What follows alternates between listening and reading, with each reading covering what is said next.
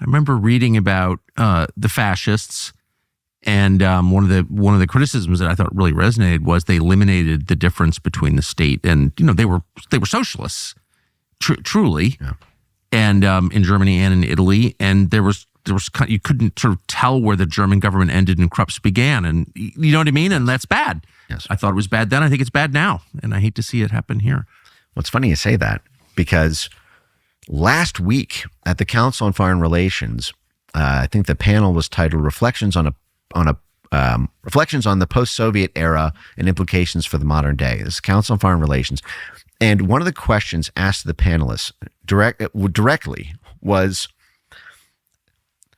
there was a deep state in Russia in the 1990s. These oligarchs, yes, and we lost control over Russia. They're basically analogizing Trump to Putin. And they're saying we had all this control. We had total control over Russia during the Boris Yeltsin period. And we had all these relationships with the Russian oligarchs.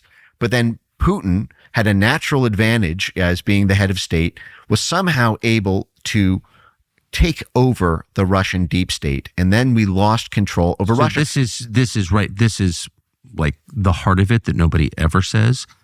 It's Putin's decision to decapitate the oligarchy. That's the reason they hate him. Well, what they say is that he also co-opted it and got the oligarchy working for him rather than for outside. And in the meantime, the Russian economy recovered and life expectancy went up and alcoholism went down and it became a beautiful country. The oligarchy wasn't serving Russia. That's kind of the point. And the punchline to this is, at the end of setting this question up, the guy at Council on Foreign Relations asks, so with those lessons, given that that's what happened with Putin, how can we preserve the deep state against Trump so that the deep state can save us? This is a direct quote. Sick. And this is sick. But again, look at Chubais and the Russian oligarchs that were working directly with USAID and the Harvard Institute for International Development. And it's the same thing with Brown and Root. That story of Brown and Root and Soros in Gabon in the 1970s. It was the same thing in Russia there, where we justified, because it was in U.S. national security and national interests, to make Russia a democracy and to privatize all their state-owned assets. USAID paid $500 million to the Harvard Institute for International Development. Again, another one of these universities that's delegated by the U.S. government to go deeper into Russian society than the U.S. government wanted to be seen doing.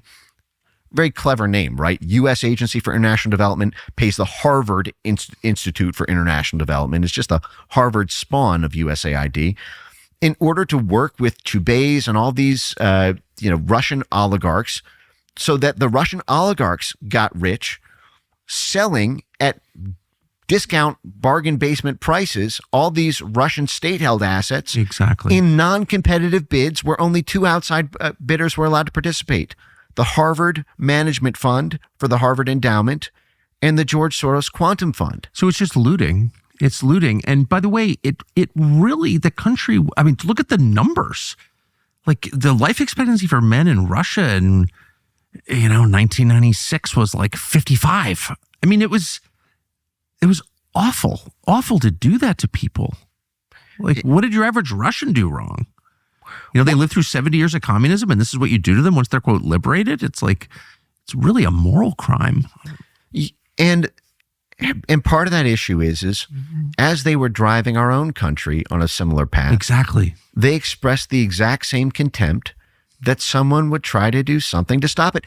And the other thing is they fully acknowledged it was a deep state before Putin.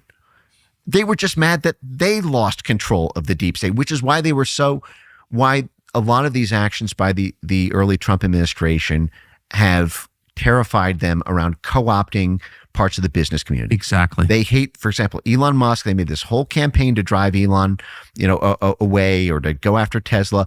The reaction to Jeff Bezos, for example, and his posture around reorienting the Washington Post, and sort of the Bill Kristol class was apoplectic that these commercial drivers in the sort of business community, but really this is the private for-profit sector, that they would go along with Trump's foreign policy agenda, with Trump's reforms, maybe to be in Trump's good graces. But the fact is that state, which was such a powerful asset to them, they do not want that handed off to somebody who might oppose them. The same reason that they didn't want Matt Gaetz at the Justice Department. They weaponized that Justice Department under Merrick Garland.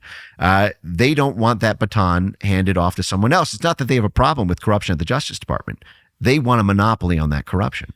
So you're describing the mobilization of, all the various arms of the U.S. government, but the NGO community against Russia. And I thought you made a really, really wise observation that too few make, that Putin's original sin wasn't really lusting after Poland.